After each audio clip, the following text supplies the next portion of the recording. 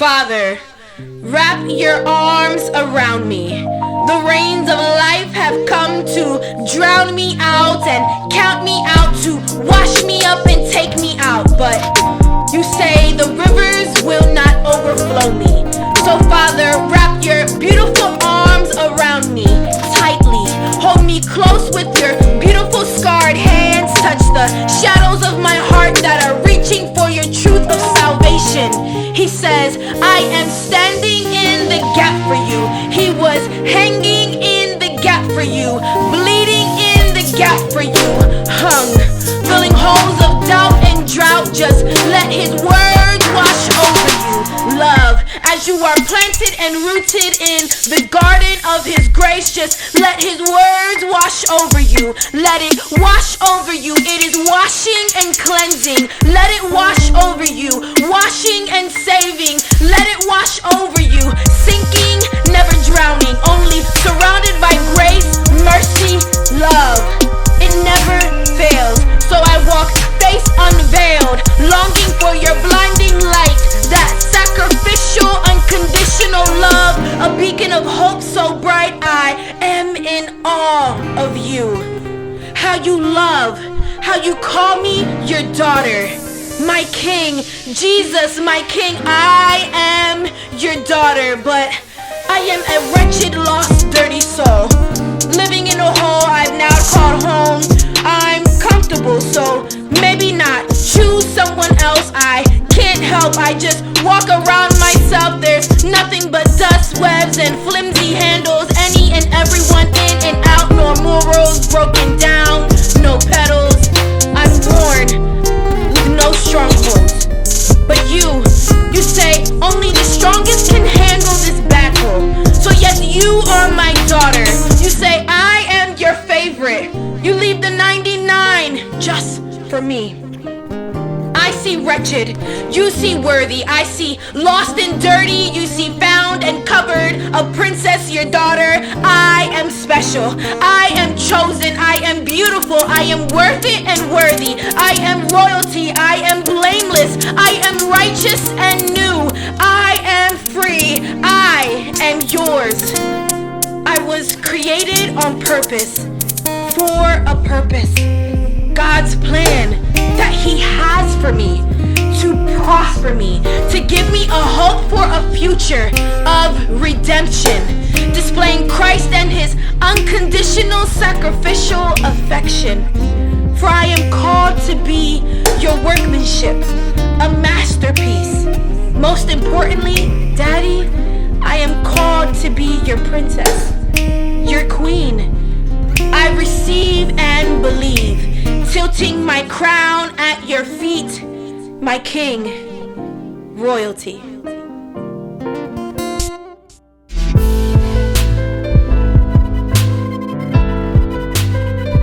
A station for all nations.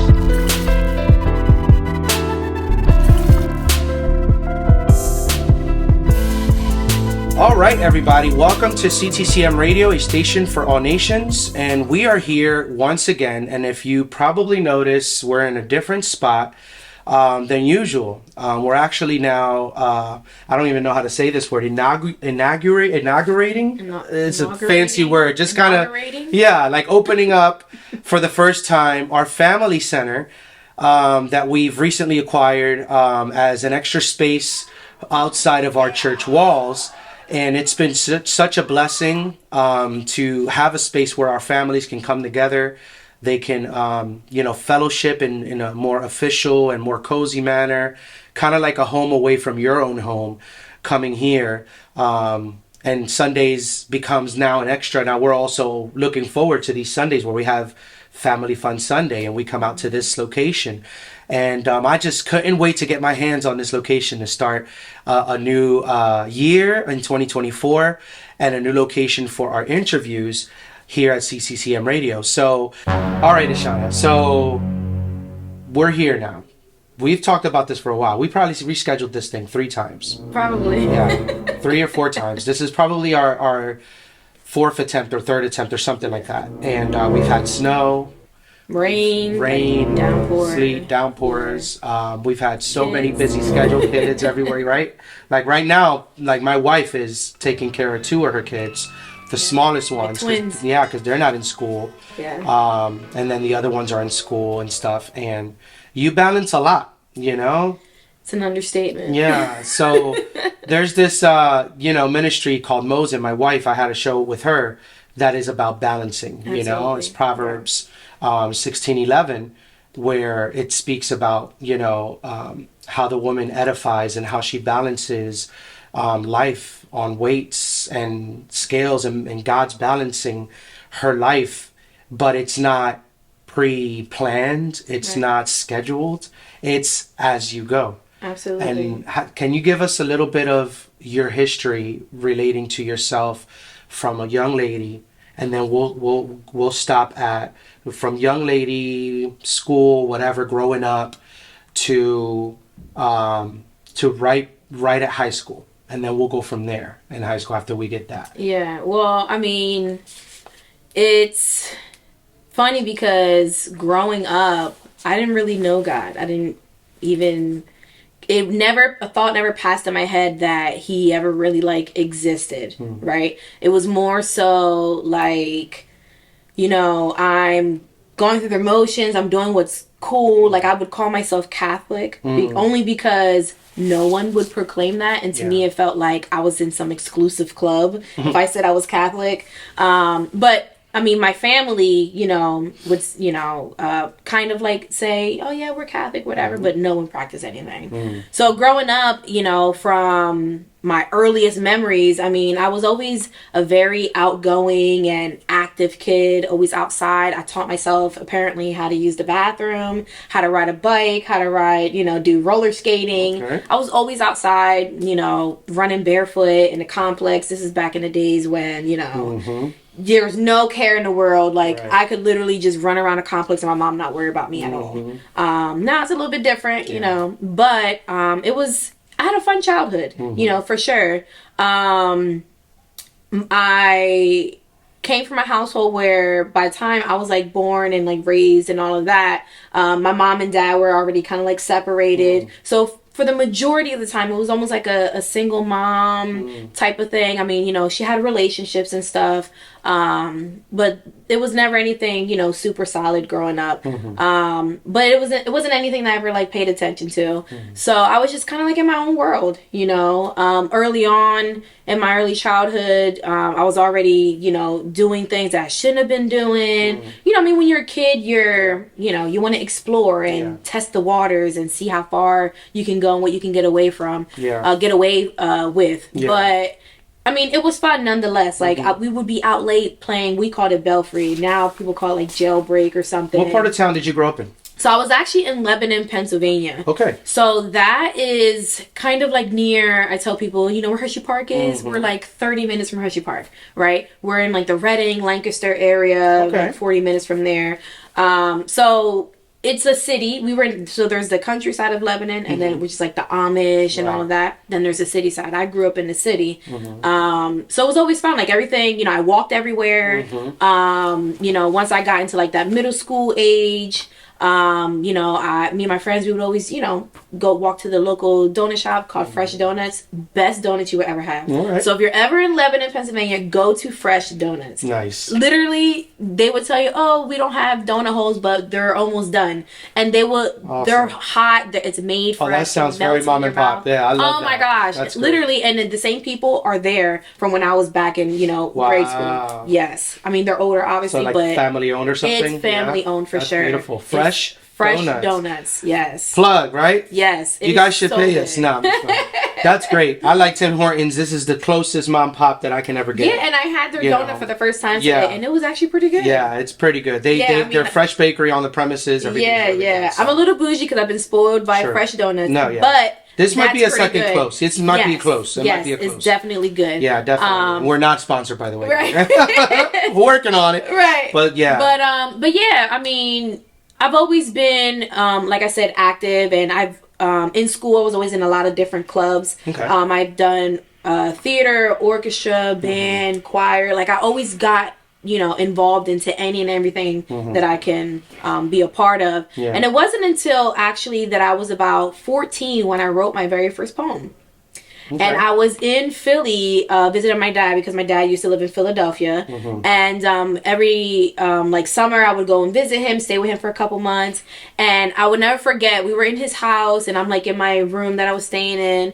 And I can draw a little bit. Like if I look at something, I can kind of draw. I guess that's just the artsy part of me. Right. But I drew like a little Tweety bird because I had a Tweety bird mirror. Okay. So I drew like Tweety on the paper and then I wrote my first poem. Okay. God knows what I even wrote about. You don't have that? I Oh, probably okay. have it somewhere. I was just gonna say, I like you gotta have that. Yeah, have that I somewhere. probably have it somewhere stashed away. But it wasn't until that time that I actually wrote my first poem, and then ever since then, I would just write little stuff here and there. And then as I'm growing up, these poems I do have where I'm like high school, late middle school, early high school, where I started writing, poems, and I would write about heartbreak, Right. breakups and boyfriends and stuff. Naturally, love poems. naturally. Right, That's our right. life when we're young, going to high school, middle school. Right, exactly. And if I haven't mentioned, I have a long-standing relationship with Ishanna, so I didn't even mention that I brought her in as a spoken word artist in this show.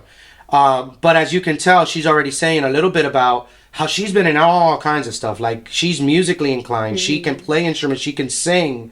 She can do just about anything. Dance. I mean, her daughter now, I can even show you a clip of her daughter doing some dance on Sunday morning, starting up as well. Her daughter is a spitting image. Here's a picture. Spitting image of her mother. As much as she may say, no, I don't know. Are you sure?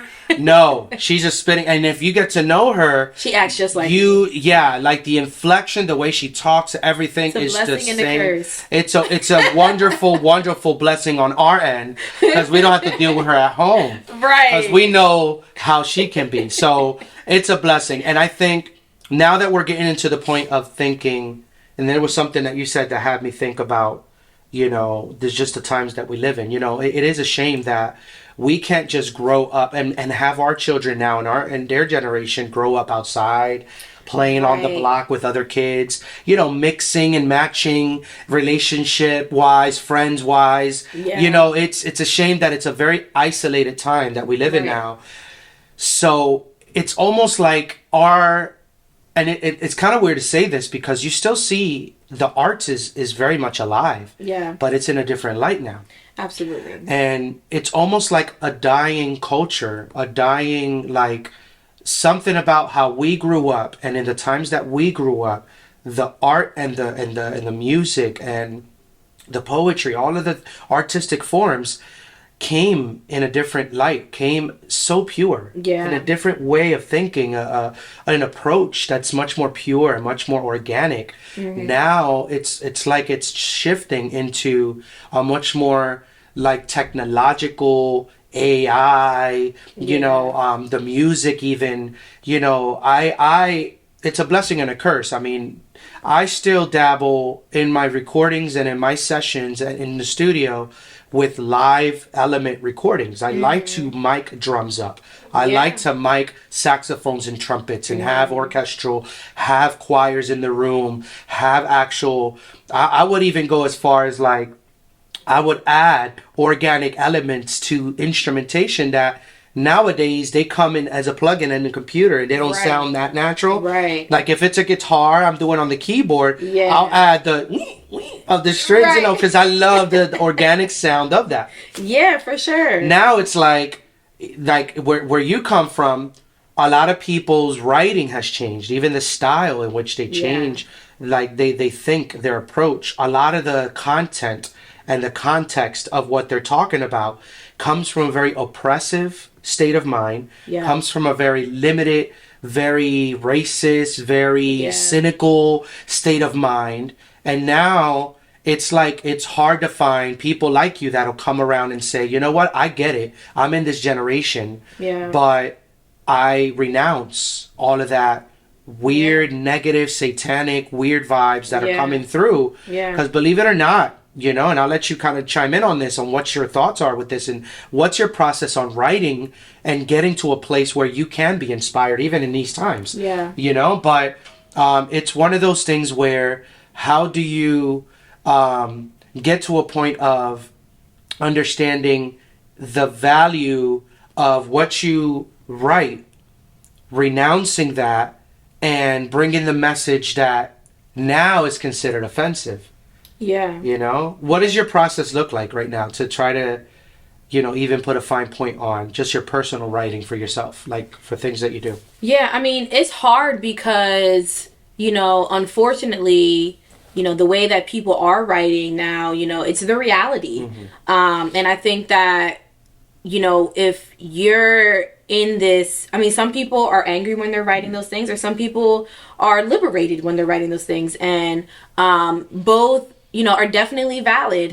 I think that where I kind of, shift gears is that I respect and acknowledge all of that as valid, but at the same time, there is someone who lives in me that allows me to be free from that oppressive or angry or even, negatively liberated type of person. And so, having Christ as the center of what I do allows for me to still write about those things, but write about it in a freeing way where, I've come to learn that my ministry, because there's times where I'll like compare myself, or I'll see, because I love watching other spoken word artists or poetry artists reading different things. I'm like, man, that is so good, or man, that was deep or captivating or whatever. Some will make me cry because of the truth that that they're speaking. But I've come to learn that where I step in is that they'll give this content, but there's nothing to bring you back up to say inevitably you'll be okay. You know what I mean? I feel like that's where I kind of step in, where I can talk about all of these things, but I've shifted my writing into a way where it's like, at the end of the day though, you're gonna be okay, and there is freedom in it. You can accept all of your hardships and still be free. Yeah. That's a lot. That's devil's advocate, like easier said than done. Absolutely. Right? Like, I mean, there's so much hardship that I experienced, in my early age, because I had to move. I was like 15 when I moved from Lebanon to Jersey.